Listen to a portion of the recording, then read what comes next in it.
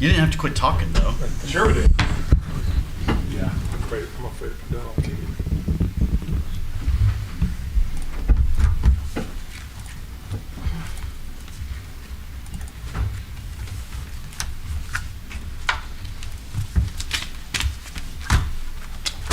All right, call the meeting to order. Those that care to, please stand for an opening prayer and pledge of allegiance. Mr. Cameron, will you lead us in prayer? Let us pray. Heavenly Father, we just thank you for this day. And Lord, for all you do for us. I just pray, God, that you would just guide and direct us in all that we do and all that we say as we take up the issues of the city. And I just pray, God, that you would continue to show your favor on this community and guide and direct in all we do and say tonight. In Jesus' name, amen. Amen. I pledge allegiance to the flag of the United States of America and to the republic for which it stands, one nation, under God, indivisible, with liberty and justice for all. Well, good evening, folks. Thank you for being here tonight. We truly appreciate it. We've got an agenda that may blow up on us. You can tell. We'll see. So I'd like to start things off with citizen participation. Anyone wishing to speak to something that is not on the agenda, please approach the podium. You'll be given 3 minutes to speak. Seeing none, I will close citizen participation. We'll move on to the consent agenda. I welcome the council to ask any questions or have any comments about items number 1 through 3 on our agenda. Are there any questions or comments? Seeing none, I would entertain a motion and a second for the approval of the consent agenda. Motion. Second. We have a motion and a second. All those in favor? Aye. Any opposed? Any abstentions? Motion carries 6-0. Boards, commissions, and committee schedules. We have a planning and zoning meeting on June 12th, 2023 and July 10th, 2023. City Council on June 20th, 2023 and July 18th, 2023. So we're only going to have one in July? Yeah, because July 4th is the first meeting in July. Very good. Moving on to Board of Adjustments meeting, that's July 6th, 2023. Old business and tabled items. Item number 4 on our agenda. I need a motion and a second for the second reading of Bill 23-16 by title only, please. Motion. Second. We have a motion and a second. All those in favor? Aye. Any opposed? Any abstentions? Motion carries 6-0. Madam Clerk. An ordinance of the City Council approving amendment of the zoning classification of approximately 1.28 acres of real property located at 1358 East US Highway 60 from Local Commercial District C1 and General Commercial District C2 to General Commercial District C2. Thank you, ma'am. Any updates from the city? No offense. Thank you, Mr. Tabor. Any questions or comments or discussion from council? Seeing now none, I would now entertain a motion and a second for the final passage of Bill 23-16, please. Motion. Second. We have a motion and a second. We will now take a roll call vote on our computers.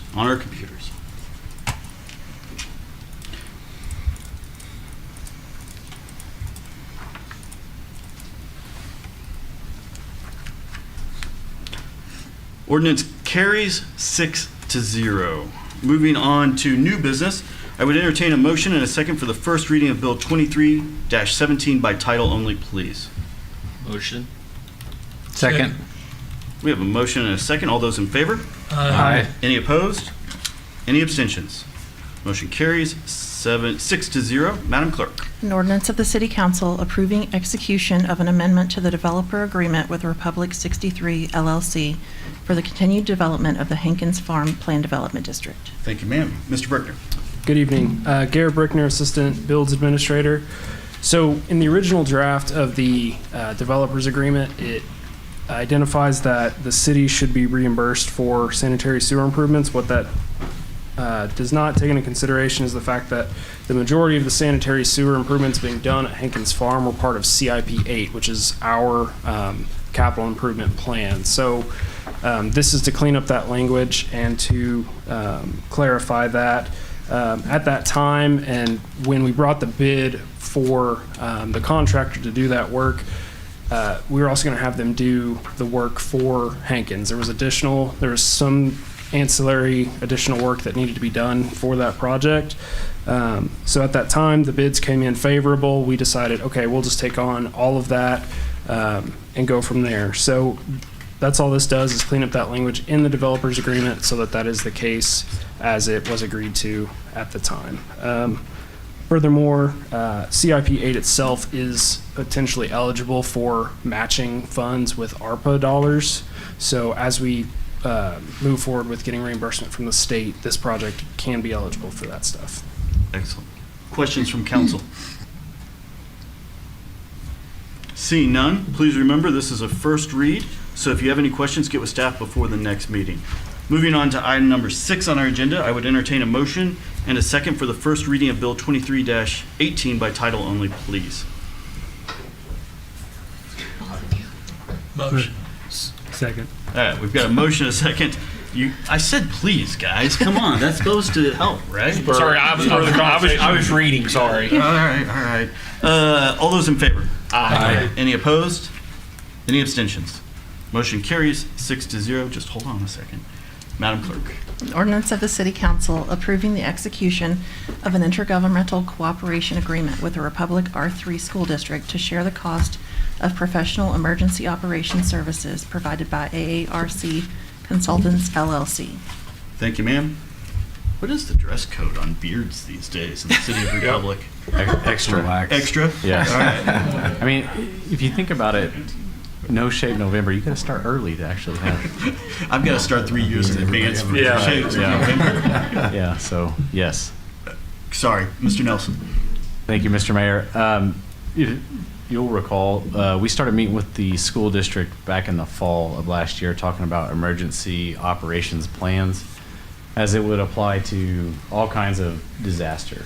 And specifically at that time, unfortunately, we were talking about also active shooter scenarios in the schools. So when we got together as a school, the desire was to make sure that we're coordinating all of our public safety services, and that when we respond, there's a concerted effort to be coordinated. So we met a few more times, and what we found was what we believe that is in the best interest of both entities is to get a third set of professionals involved to say, assess our gaps, find where we're weak, help us draft a plan that makes sense for both entities, and then on top of that, help us develop a training scenario that we can test this with. So this agreement is for the city and the school to share the cost of that. I'll try not to steal too much of Chief Compton's thunder describing AARC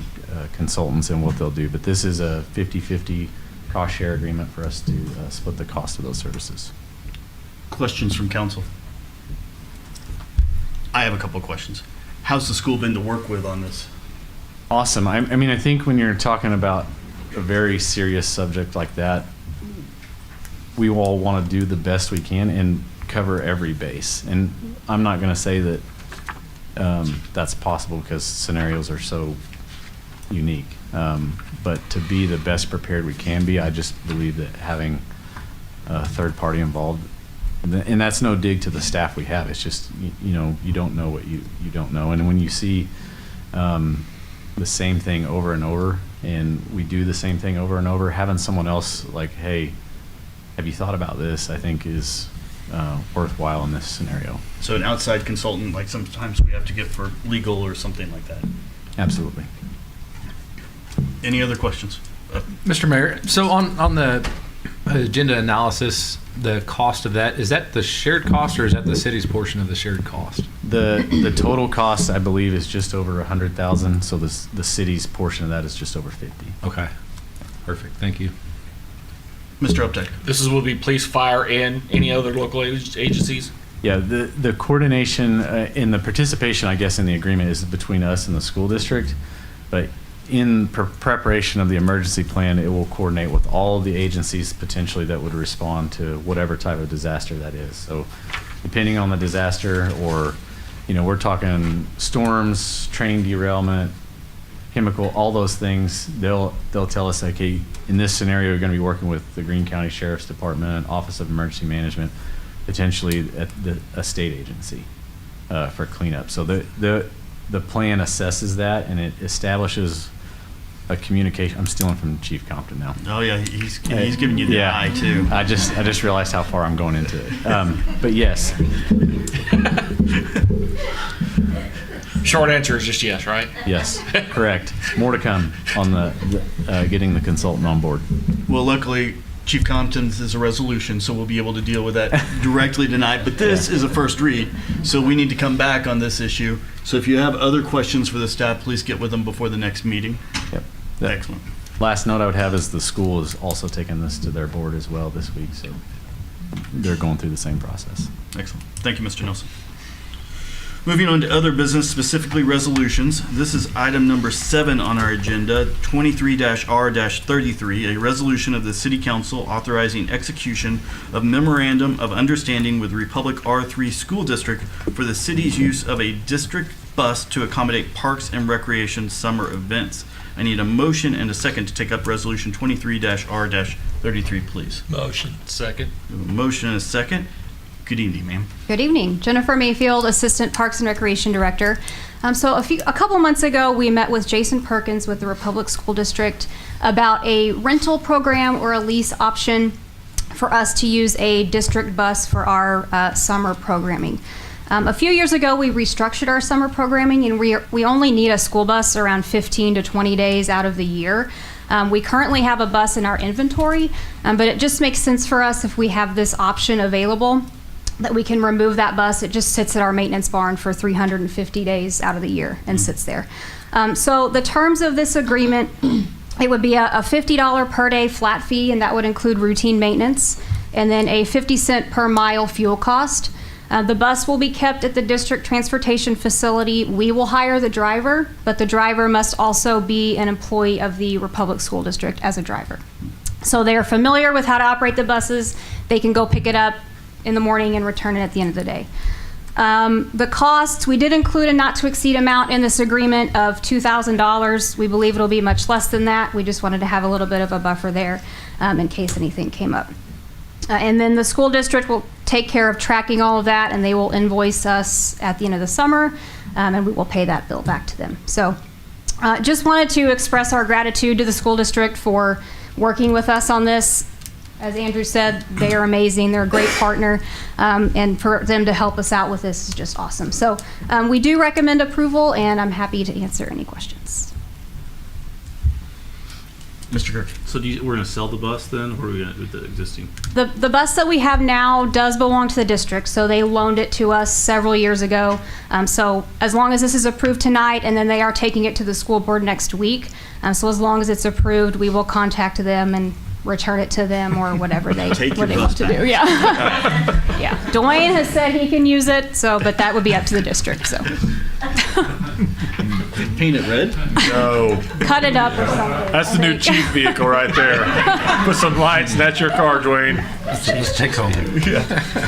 Mr. Updike, did I see you raise your Yeah. hand as well? Who would be driving the bus? Would it be from the school district? Would it be the actual one of the bus drivers doing it, or because I know a lot of the coaches for the school district also has their bus license. So Yeah, so it would would make sure have. it would be an actual bus driver or one of the coaches. Yes, it would have to be one of their bus drivers. So that was one of their kind of stipulations, that it had to be somebody that they have on staff that is familiar with their equipment.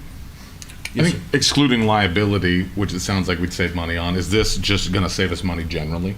Yes, so it would get it out of our hands in terms of regular maintenance on the bus. And also, it is a target for vandalism. I kind of got the numbers from our park maintenance department before this. Since 2021, I believe they've spent almost $2,500 in repairs to our bus, from broken windows, fire extinguishers that they've sprayed all over. So getting that off of our property would be a big win for us.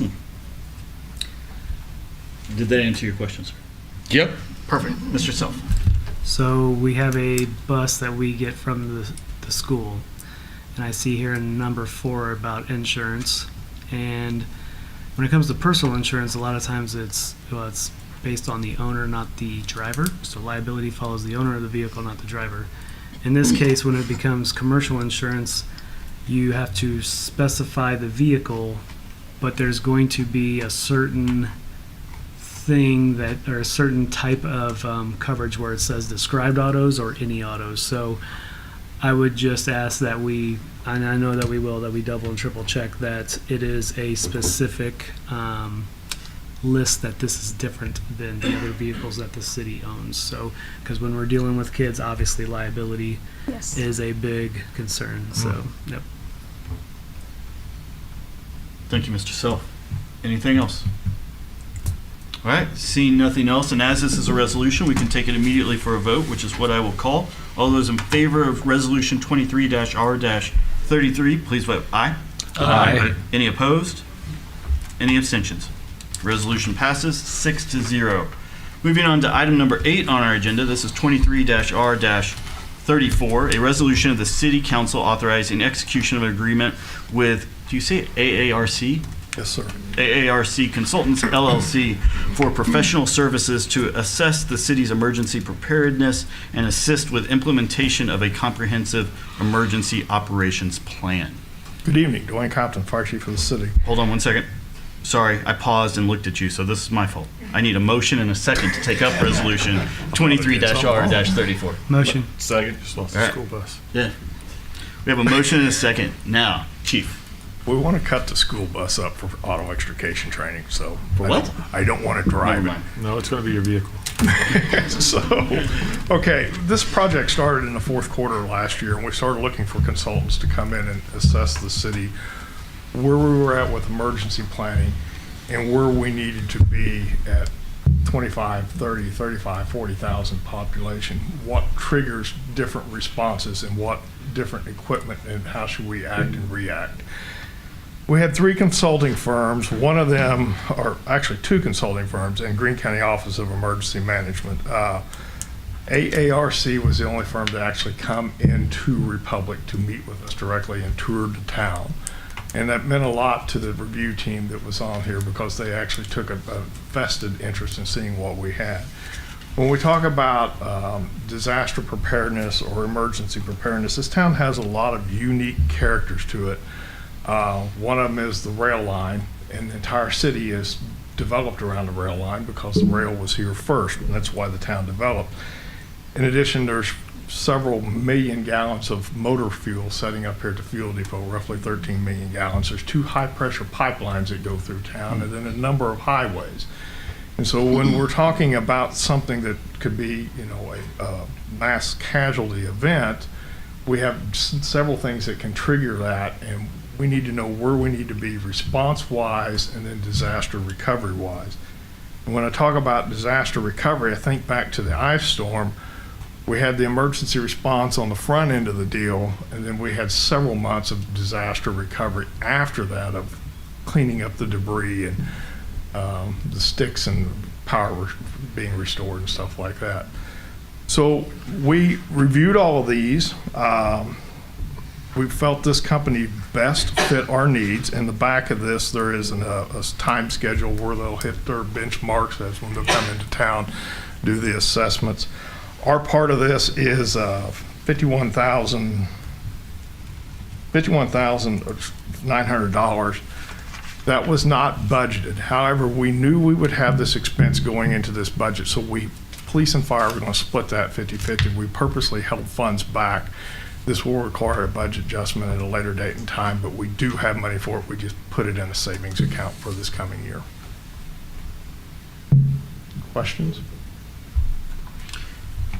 So we haven't yet approved the ordinance that would allow this, but we're coming with a resolution here today. Tell me how that works hand in hand. Well, we obviously won't contract with them if we don't approve the ordinance. Just wanted to make sure, that's all. So, yeah, the ordinance is the money factor of it and the intergovernmental agreement with the school, you know. So if one party or the other don't want to be involved, but I don't see any reason for that not to happen. They're both, you know, obviously we're on board or we wouldn't be here tonight, and the school is too, or this likely wouldn't be here. Where is AARC Consultants based They're out of? based out of Houston, Texas. Okay. They have a strong military background and how things happen in structure, and that really appealed to us.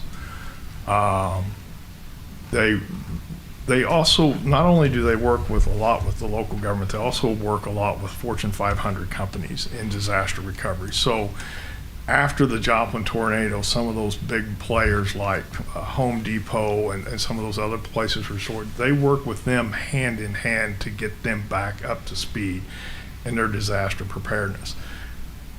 That aspect is attractive to us because of Amazon, McLean, several of the businesses that we have.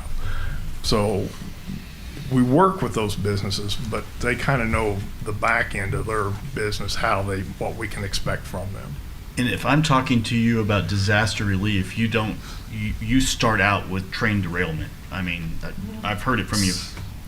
So there's 52 of them a day that come through here on some days. Do you feel comfortable with their expertise in that particular area? Yeah, I really do, because there's a matter of things that are going to happen. You have the first initial response, and then how the cone that we need to evacuate or shelter in place. And that's where this is going to come into play with our citizens, the housing authorities that we have along those tracks, the schools that we have, the tracks in the heart of the city that's going, because this thing goes right to the middle of town.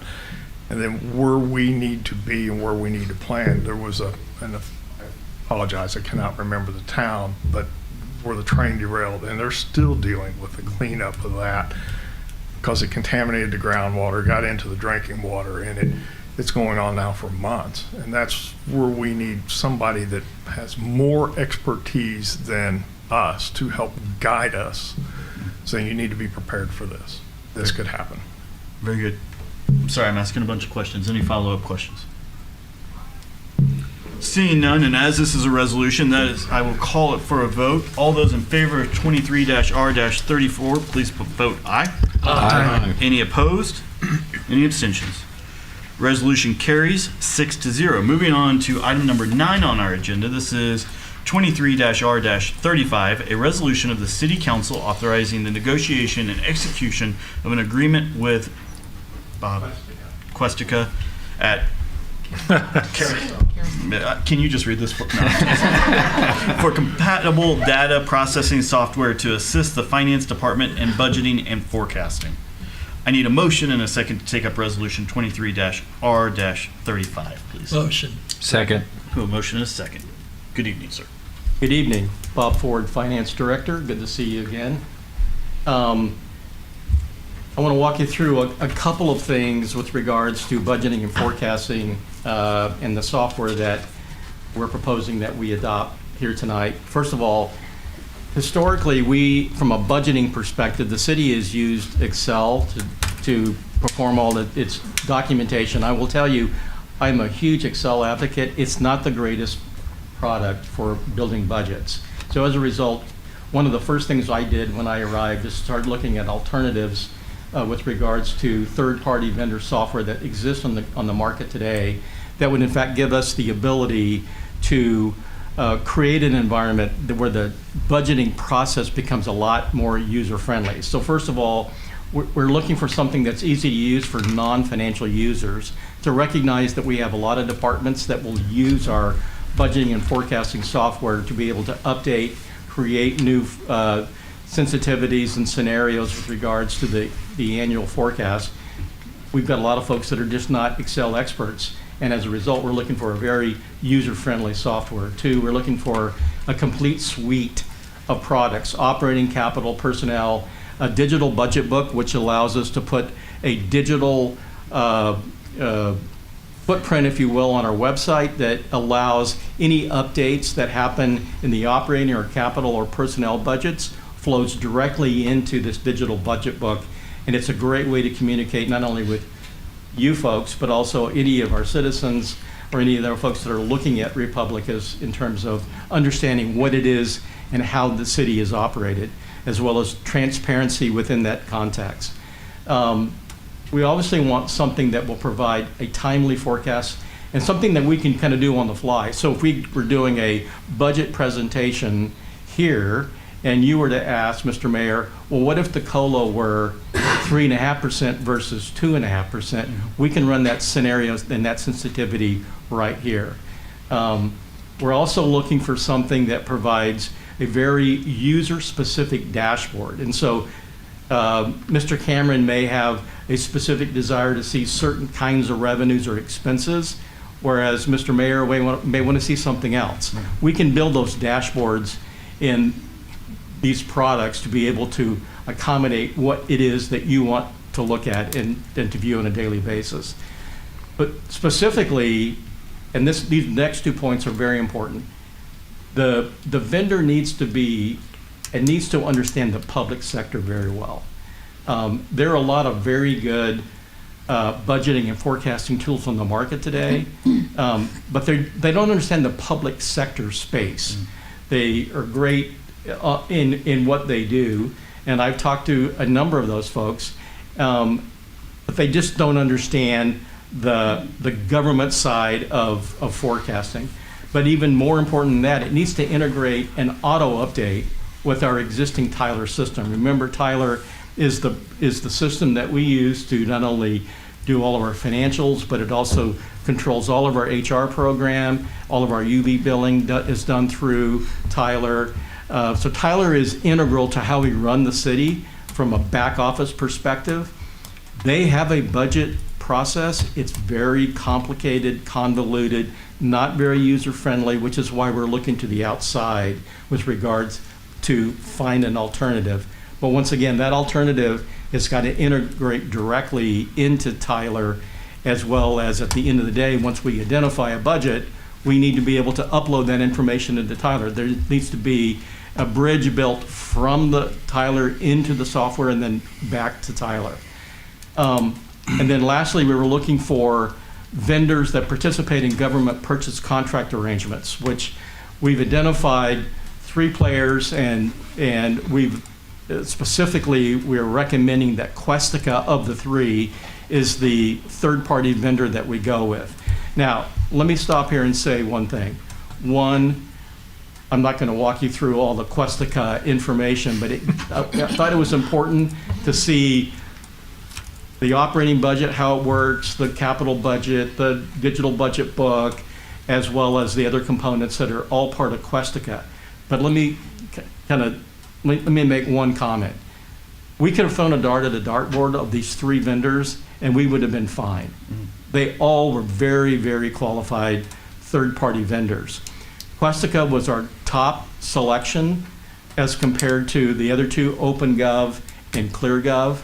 And when I say we, there was a committee of myself, Jake Jones on my team, Jared Keeling, who's been Mr. Budgets for the last umpteen number of years, as well as Michael Sally on the IT team. So we wanted to make sure that all those components within the context of the software kind of lined up with all the needs of all those various players. So at the end of the day, we have 3 vendors that we're have been talking to. We've seen all their demos, and like I say, we could have thrown a dart at a dartboard and been happy with either one of those. Questica was by far the most sophisticated, had the most user-friendly dashboard.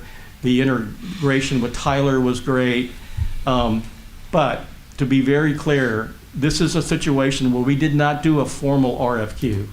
What we did is we talked to 6 different vendors, narrowed those vendors down to 3. But because the integration with Tyler is so important, there is an exception in our purchasing policy that gives us, we believe,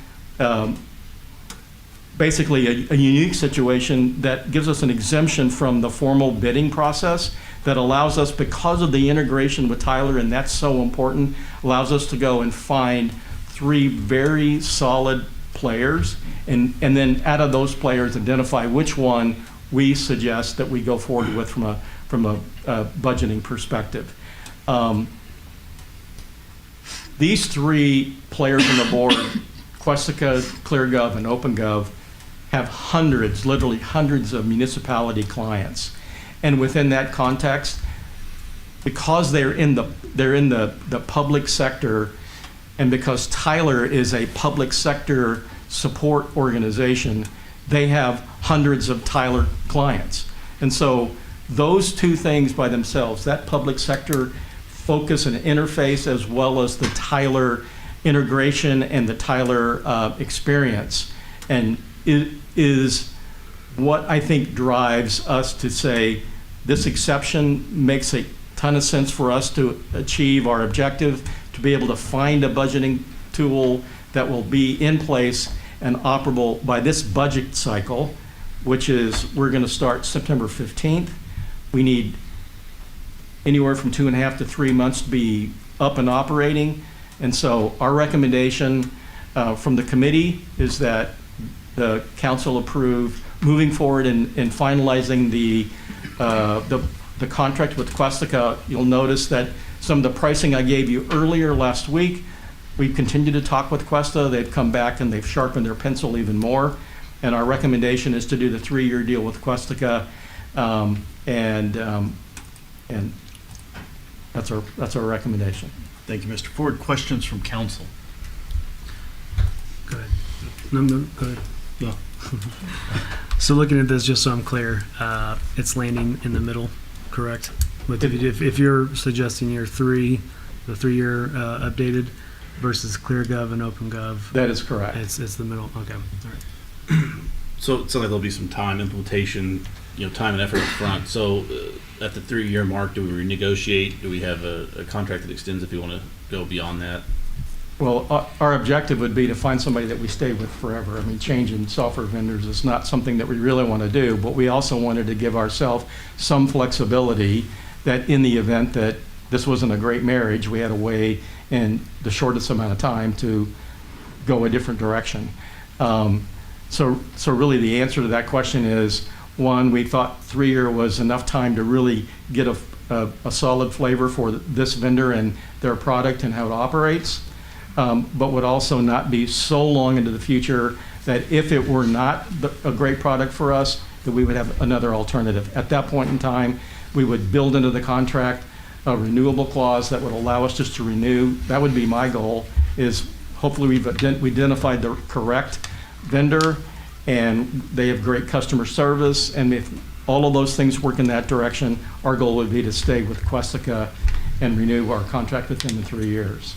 And I guess our main cost in that is just less of a discount and then having to renegotiate in 3 years. Exactly. Great, thank you. Mr. Self. And so, Mr. Ford, you believe with them that we are going to have a greater level of transparency for our citizens? Oh, absolutely. Their digital budget book is quite sophisticated. We have the ability to link into the digital budget book all of our capital projects as well as our operating budget.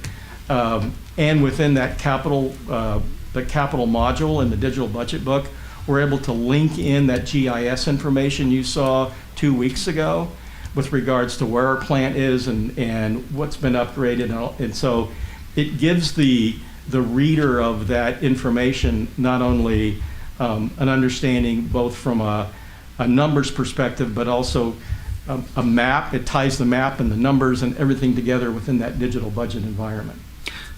Great, thank you. I mean, I know that the builds department and having the project updates, the citizens go and use that quite a bit. And so having something like that financially, I like the sounds of that. And it'll also be a lot less numbers and more graphs and charts and bar charts and things that are more graphically attractive. And we're able to get the message across without putting just reams and reams of Excel data on a spreadsheet. Do other cities implement something like this? Were we able to see something Absolutely. somewhere? Like, did you see it in action? And could you talk about that a little I bit? did. So we've seen the product and the demonstration in action. Right. Within the immediate vicinity, the Christian County uses OpenGov. And so ClearGov. I actually went down and spent time with Amy Dent one afternoon. She walked me through all of the processes, how it worked. They are also a Tyler customer, also on the same ERP product that we're on, Encode 10. And I saw the integration of the ClearGov product into and back out of the Tyler environment. Her comment was, we both commiserated a little bit about Tyler because Tyler can be a little troublesome at times. Her comment about ClearGov was it saved her 3 months of budgeting time and 2 heads. And it is the least sophisticated of all the products that we've looked at. And that information that they're feeding out to their citizens, is she getting any feedback from citizens about the usefulness or ability to look at?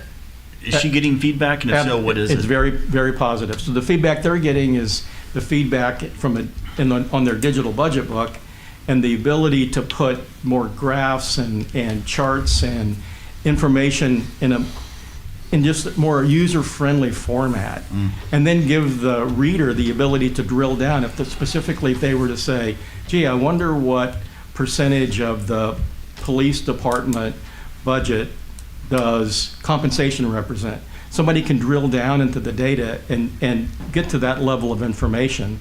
But if they're only interested in sort of macro level information, they can look at that and look at it in graphic form. So both graphic form and numbers and the ability to drill deeper, all of those things, I think Amy would say, have really helped her communicate better with their citizenry, as well as their boards, as well as other folks that are interested in understanding what's happening in Christian County. And following up on Mr. Self's question of you picked the middle price, why didn't we go for the cheapest price? We didn't go with the cheapest price because the cheapest price is ClearGov. Which Christian County uses. Which they use, and a lot of folks use. It's a great product, but it doesn't have two things. One, it doesn't have an automatic update with Tyler. Okay. There is a manual update process, and we really felt like an automatic update process, which is done nightly, was a positive thing for us. But more importantly, Questica and OpenGov provided these user-specific dashboards, and ClearGov is not there yet. Yeah. And those two things kind of pushed us that direction. So the man hours saved and manually can also be like a cost. Absolutely. Yeah, cost And positive. in addition, there is a component within Tyler that we pay for. It's their transparency module that we don't use at the city, and we'll be able to cancel that, apply those savings against the tab against the Questica bill, and that's about $7,000 a year. Yes, sir. So, for the budget adjustment for this year, be about net, what, 37,000, 25,000 plus the implementation? Correct. And then where will that come from the budget?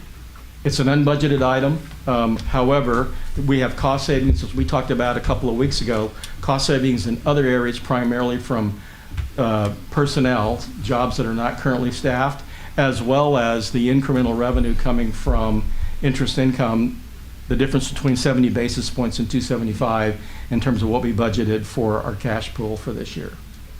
Thanks. One last thing. Keep them coming. Well, I want to say thank you for the energy and effort of going down there and checking it out, because it is the cheapest one. And so doing that and taking the time and going and visiting with her and then coming back and saying, cost analysis and whatnot, I appreciate you making that effort. Being new to Republic and everything, going that extra effort, that means something. So thank you. You're welcome. Any other questions on this resolution? Seeing none, and as this is a resolution, we can call it immediately for a vote. All those in favor of 23-R-35, please vote aye. Aye. Any opposed? Any abstentions? Resolution carries 6-0. All right, moving on to item number 10 on our agenda. This is Councilmember Updike's Sustainability Initiative. I don't know that I remember ever having a presentation and discussion of sustainability initiatives before, so I don't know exactly how this is going to work.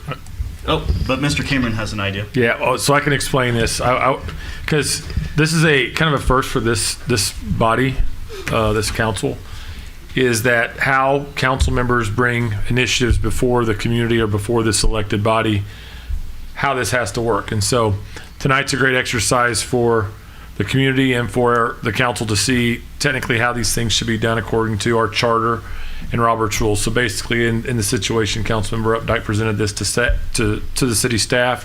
We presented it in the admin report, but as staff, because it is an initiative that is something that the council is not taking up, per the charter, we, the staff, cannot take up this issue. So unfortunately, learning this is like for Councilmember Updike, I should have clarified at the last meeting when you say, listen, if you have any questions, give me a call or email me.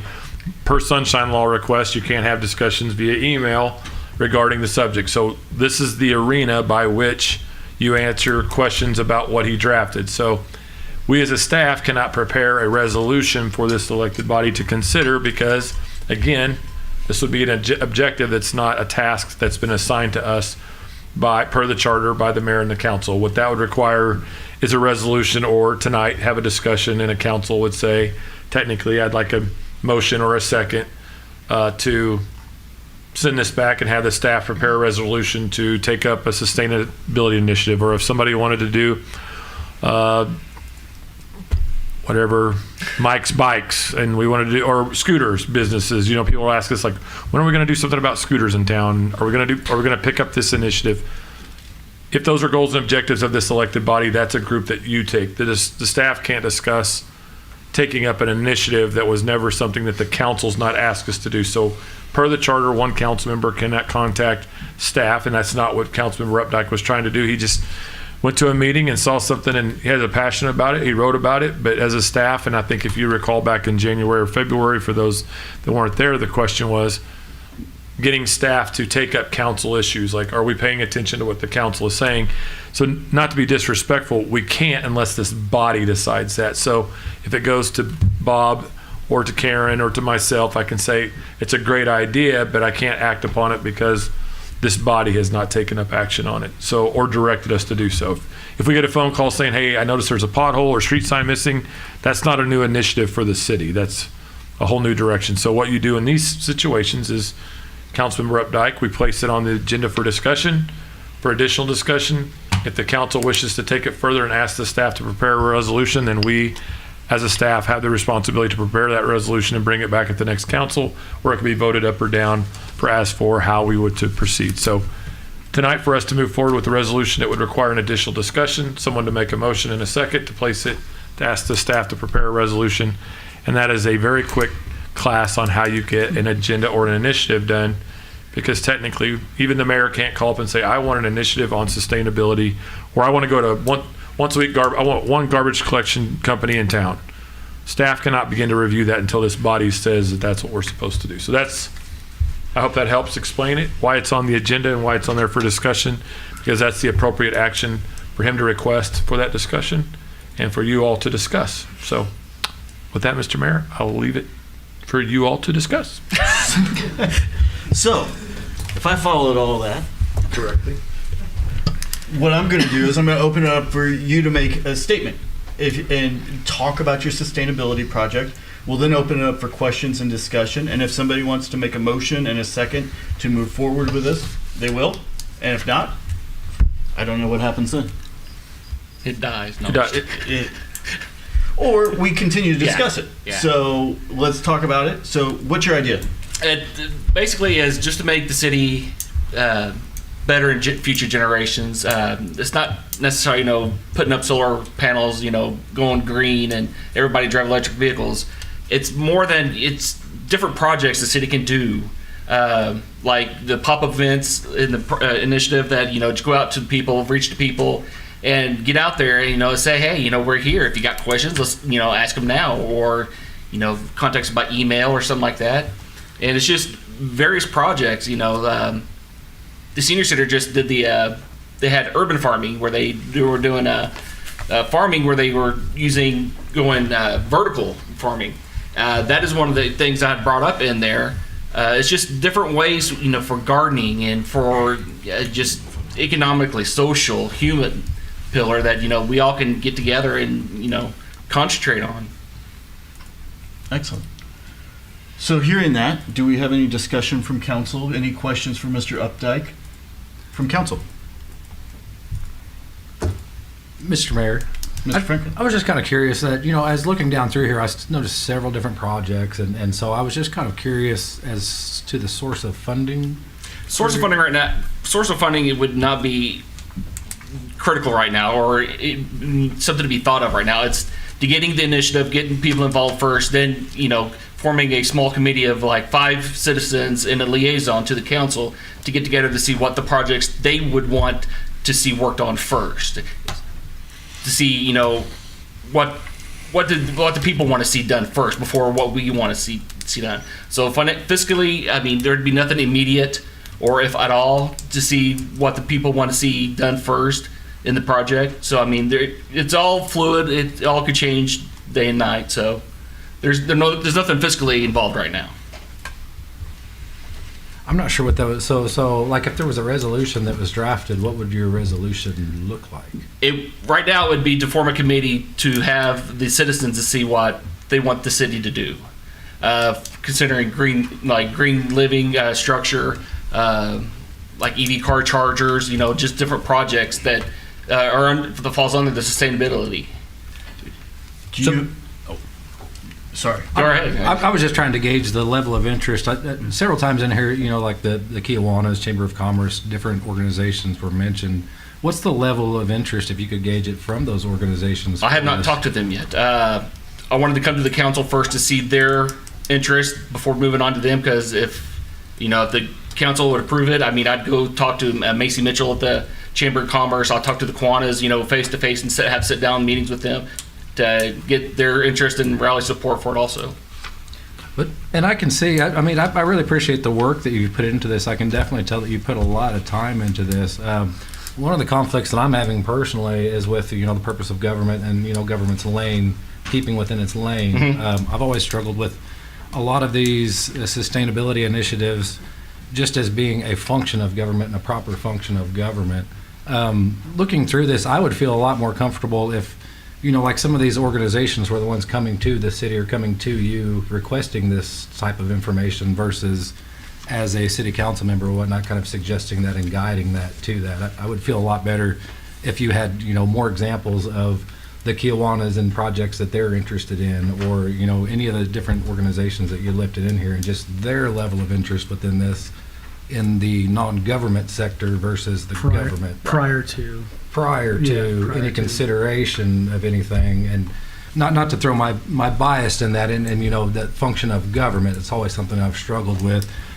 There's just a lot of different things in here that I struggle with, even as an electrician, and the EV thing and that whole kind of picture. So my biggest thing, I think, before I would really give this any sort of a consideration would be to see and gauge the level of interest from the citizens of Republic, and to see what their ideas and what they key in as something specific, so that maybe if a resolution was drafted, it could be more specific instead of so broad, if that kind of makes sense. Other thoughts or comments? I find myself in agreement with Councilmember Franklin on a lot of that stuff. Just that I don't know how much of this is the government's responsibility versus a private enterprise, or just versus the citizens of the community getting together and being like, we're going to do this, But I also don't disagree that having a group of citizens solely focusing on this issue is a bad thing in any way, because what's the worst that could happen there, but what's the best that could happen there? There's no downside to that. So if that's what you're proposing, is getting some people together who aren't us but are also members of this community, and making recommendations and really creating, bullseyes, and not just one big target, but a bullseye on that target for something to consider. I think that's great. Yeah, this would be a citizen-led committee. Yeah. Mr. Cameron, what sort of latitude does the mayor's office have in creating some sort of committee in that regard? Per the charter, you're allowed, with the consent of council, I believe, to form a citizens committee. But again, I believe it's with the consent of council. You could actually form a committee on the topic. But again, it'd probably be still better to come from a direction from consent of council that that's something that they want to create that committee at this time. But again, it's still, I believe, per the charter. But I would want to make sure that legal counsel would confirm with that. But it's very clear, I believe, in the charter of how committees are established by the mayor. So you have that authority, I believe, with consent of council. I don't know, I'm just going to agree that that is true. It would have to be, if it's something that you would suggest, you could do that, and then they would have to have a majority vote, the quorum of the council members, to actually appoint that committee. And I think if I were to, Mr. Updike, if I were interested in going down that road, I think I would have to hear some more. It's clear you spent a lot of time and effort on this, and Almost a year. And I saw your heart in it. Yeah. And you are certainly not only a council member, you're a citizen of Republic, and I appreciate that. But I think I would I'd want to see some more citizens reaching out and asking me about this, and you're really the first one to bring this forward. So if I were to consider putting something together like that for the council to consider, to build on what you're obviously very heartfelt in, I would need to hear from more people before I would bring something like that from a mayor's perspective before this board. Any other discussion or questions for Councilmember Updike? Mr. Mayor, Please. so I just want to, so Councilmember Updike, again, I want to echo what Mayor Russell stated. I saw you put the handwritten prospectus of it. We all saw you writing this thing for quite some time and asking the question. I just want to make sure we give you clear understanding of what the process. So, Counselor, would it be that if he brings that back, would that just go with that? So I want to give you direction per the charter. Would he approach the mayor asking for him to form a committee?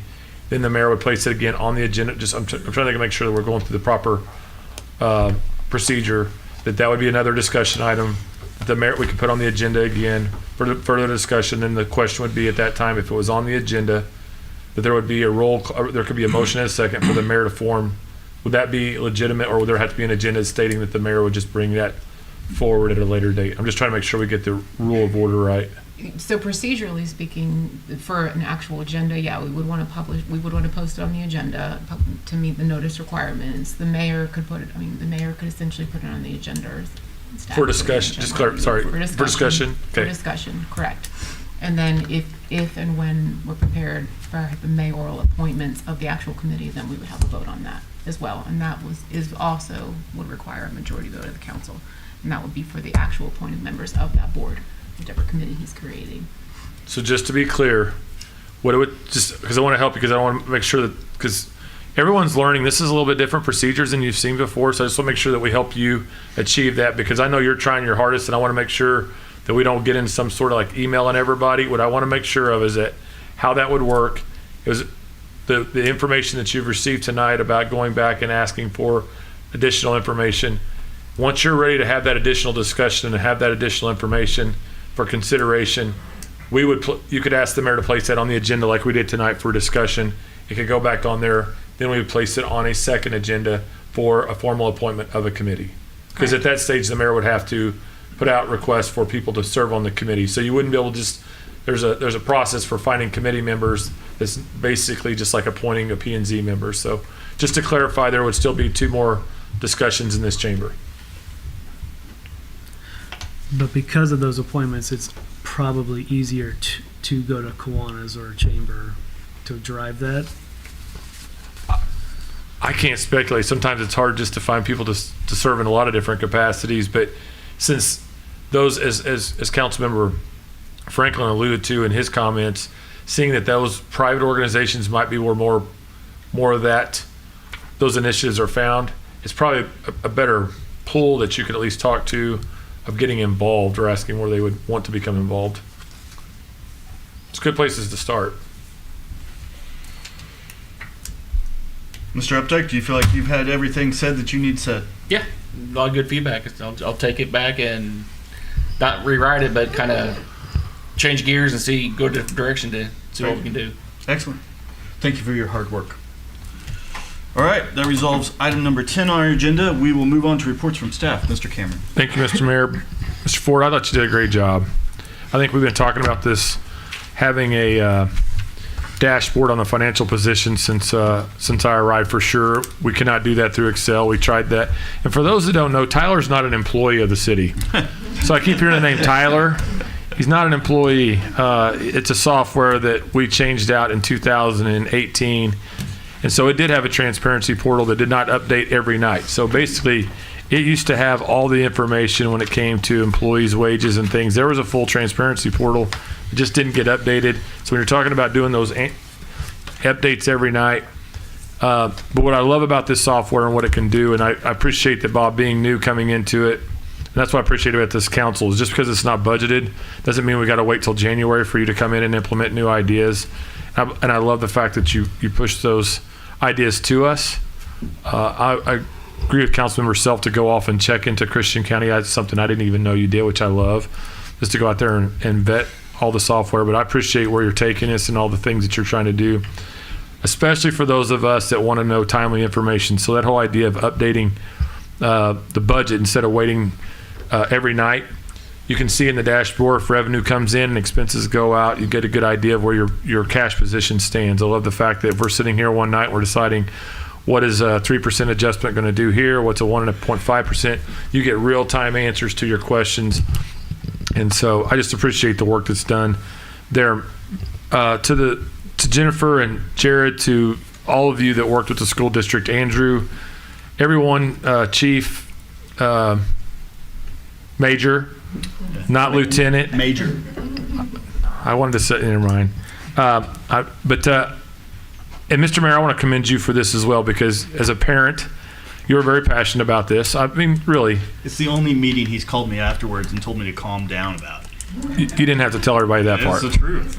But really, this was based off of, so I've asked for, how long have I asked since I've been here for a tabletop exercise 3 times to do a train derailment, to run scenarios in our community to say, listen, your emergency response plan is something that, I know Captain or Chief Hollinsworth, almost demoted him too, Chief Hollinsworth. He's very passionate about this, and many people don't know underneath this building there's a bunker that basically has a emergency response room in it that basically where they work the ice storm, and there's a facility that has phones and set up for this community as an incident command post. And so it's a pretty stealth location that most cities do not have. I did not have one where I was at before, and it's very nice if you go down there. They've utilized it.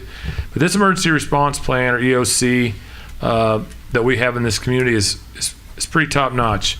But that emergency response plan had not been updated in a number of years, and we were asking our staff to write this and do this work themselves. And it could have been done, but after the events with the school, the mass shootings in schools, I believe it was a year ago, the schools and the city got together. Not necessarily in a haste, but there was a lot of emotion tied to that, and making sure that we had a plan and that we were timely and that we were collaborating together. And I just love the way that our staff came together, the school came together on a very emotional issue. Because when you start about law enforcement and you're talking about jurisdictions and policing inside the schools and something like that, there are a lot of different agencies with a lot of passionate parents. And if you saw some of those situations in Texas, you got people that are off duty that were running to the scene because their kids are there. So how you got to handle a scene like that when you got a lot going on, you better be coordinated. And so I appreciated the fact that, Mayor Russell was very passionate about it. I mean this in a positive way. He's taking it in different, because it's like, okay, you got to pump the brakes a little. I was fired up. We're not going to have it done overnight, but either way. But I love the fact that he, having kids in the school and passionate about that, led us to where we're at tonight. So yes, it is $120,000 to do the work, but it's a plan that you hope you never have to implement. But it's something that you want to train for and plan for, and then when we go to budget in the future, that we have the equipment and the tactical pieces together, and the alignment with other agencies. So I just appreciate that work that they have done. I want to say, if you haven't driven out on 174, this is one of those things that just bugs me as an administrator, but the towers in this town really needed to be painted for quite some time. I'm more looking forward to 60 and Hines. It's not because I don't like the Tiger, it's just because it's always looking moldy. But appreciate it. If you ever want a job that you just don't want, go look at what a tower painter has to do right now. But on 174, Tower 4 is being painted. That's out there as you're going towards Mount Vernon. So appreciate the staff. Again, that is an ARPA-funded project that's taking place. We did close on the property for Mill Street. One thing that we have not communicated on the Mill Street property is it cost us about $11,000 to clean the property, and to raise it, we sold it for $27,000. So appreciate all the work by the staff to get that done. Fire station number 3, we did close on that property. So if you want to know where that's at, the new Builds building that's out on Republic Road and ZZ, it's immediately adjacent to it. I'm sure Chief Compton has a hot tub he wants to sell now, because there's one on the back porch. Hopefully, what's that? It's not yours either. You can't have the school bus though. We can put you some lights and sirens. It'd probably slow you down. We put the hot tub in the school bus. You know what? I think that'd be a really cool Chiefs road trip vehicle for the city. We're joking. We are joking. Yeah, I'm sure. Yeah. So the RBI board, the Rural Broadband Initiative, they did give their final presentation to the overall collective of rural broadband. James Strathy has been our representative on that presentation, or on that committee, ever since it turned into the technical side. However, I do anticipate that he'll be coming to you. I've asked him to present that information to the community. It is a pretty hefty price tag for broadband to our community if we were to go this alone. So it's going to be interesting when you see what the price is. But we are continuing to evaluate rural broadband or broadband for our community. We also have a number of people that are approaching us now. It's kind of interesting with all the discussion wanting to issue internet into our community. Here's the interesting thing I want to share with you about the broadband initiative, or not this broadband initiative, that I think people should understand of what the legislature did when it came to broadband that our staff have no control over. If tomorrow there are 3 people that want to come in and provide fiber to our community, they have access to our right-of-ways, which means basically, per the legislature, they have in statutes. So all those troubles you had when one company came in and tore up everyone's lawn, there's a potential they could come back 3 or 4 different companies and do the same thing. So finding a way to find one or two broadband providers versus having 4 or 5, I know as a property owner, I don't think I want them boring through my line 4 or 5 times. So we'll continue to work to find the best proposal for the community and for also as a region. And then lastly, I want to just state there was a meeting here recently where Chris and Josh provided the GIS work, and I was not here. I just want to commend you for a great job of presenting something. I don't think anyone, Mayor, when you asked, does any other cities or places have, not necessarily GIS, because yes, they do, but Permatron, Chris wrote, that's kind of his own Permatron. I just kind of think it's comical that you called it Permatron, but I just want to commend the work that staff has done to get that done. And with that, Chris Crosby, I do want to publicly acknowledge, because I like to do this with all of our staff and the work that all of our employees are doing. But he took up an initiative recently to do, one of the things that's bugged me as well is not having a calendar of the city. So when elections are held, when council meetings, all the way from compliance issues to when we post the budget every 6 months in the paper. There are a lot of things we have to be compliant for in government. And there's a lot of faces that change in government. And one of the things that was struggling for Republic was not having something to consistently keep us up to date. So when you have new faces, there's nothing that tells you when we're going to be doing the Consumer Confidence Report, which is your water report. So he basically went to work, saw this on our board of to-dos, and created the SharePoint calendar for us that actually has a list of all the tasks. So if anyone wants to go in there and grab that task and do that task for someone else, I think that was just something that has nothing to do necessarily with IT. And then he went and created us a digital portfolio of every city employee. So if you want to know, because we're ever growing, I don't know every name by face. And so sometimes I can just click on there and say, there it is. That is in your SharePoint folder if you want to ever get onto your system and you want to know who that employee was or who the employees are in those departments.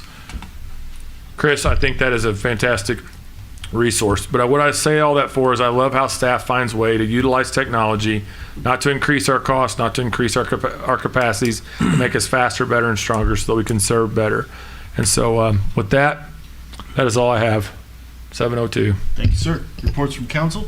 I guess Mr. Self. I want to thank Karen for taking my phone call once or twice here in the last couple of weeks. I also want to thank Mr. Nelson for making an outbound call once or twice this past couple of weeks as well.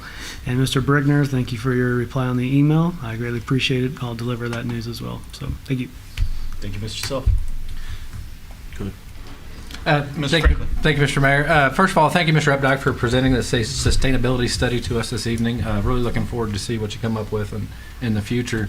Tonight, not to go off topic a little bit, but this morning I had a really special opportunity to go over to a family's house, and I had a terrific sense of community this morning and got to experience how powerful our community can be. I know everyone here knows about who the Paribi family is. This morning with the Gary Sinise Foundation, all of the supporting members that are building that house for those heroes, the Paribi family, people from all across the United States came down to dedicate this house and write inspirational messages on the walls of the Paribi's home. And it was a tremendous experience just to get to see that. We all know the story, but when you get to see all of the players in one spot, it's truly a moving thing.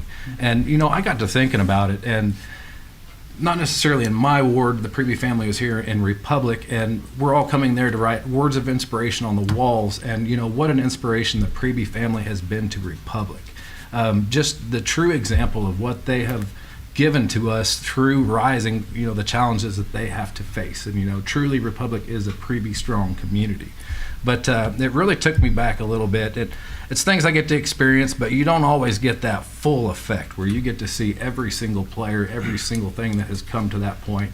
You get to hear it from the source, and it's really touching. So really great opportunity this morning, and I would just really like to say thank you for everyone that rises in Republic to those challenges, the Preby family, and everyone that's a terrific example for us to follow.